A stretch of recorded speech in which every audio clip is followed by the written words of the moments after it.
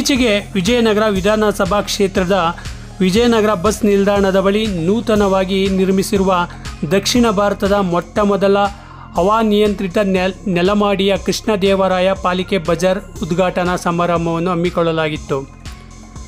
ಕರ್ನಾಟಕ ರಾಜ್ಯ ಸರ್ಕಾರದ ಜನಪ್ರಿಯ ಮುಖ್ಯಮಂತ್ರಿಗಳಾದ ಸನ್ಮಾನ್ಯ ಶ್ರೀ ಸಿದ್ದರಾಮಯ್ಯನವರು ಉದ್ಘಾಟಿಸಿದರು. ಈ ಸಮಾರಂಭದಲ್ಲಿ ಮಾಜಿ ಸಚಿವರು ಹಾಗೂ ವಿಜಯನಗರ ವಿಧಾನಸಭಾ ಕ್ಷೇತ್ರದ ಜನಪ್ರಿಯ ಶಾಸಕರಾದ ಸನ್ಮಾನ್ಯ ಶ್ರೀ ಎಂ ಕೃಷ್ಣಪ್ಪನವರು ಅಧ್ಯಕ್ಷತೆ ವಹಿಸಿದರು.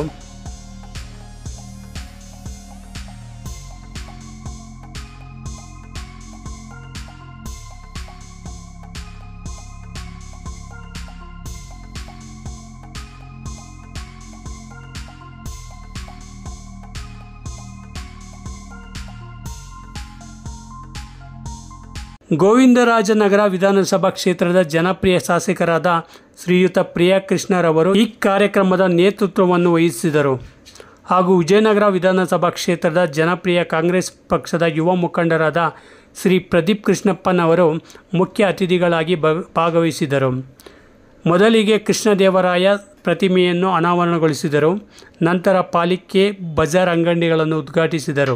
ಬೃಹತ್ ವೇದಿಕೆಯ ಕಾರ್ಯಕ್ರಮಕ್ಕೆ ದೀಪ ಬೆಳಗಿಸುವುದರ ಮೂಲಕ ಚಾಲನೆಯನ್ನು ನೀಡಿದರು. ನಂತರ ಸಭೆಯನ್ನು ಉದ್ದೇಶಿಸಿ ಮಾತನಾಡಿದ ಮುಖ್ಯಮಂತ್ರಿಗಳಾದ ಸನ್ಮಾನ್ಯ ಶ್ರೀ ಸಿದ್ದರಾಮಯ್ಯನವರು ಇಂತಹ ಕೆಲಸಗಳು ಪ್ರತಿಯೊಂದು ಕ್ಷೇತ್ರದಲ್ಲೂ ಆಗಬೇಕು ಅಂತ ಹೇಳಿದರು.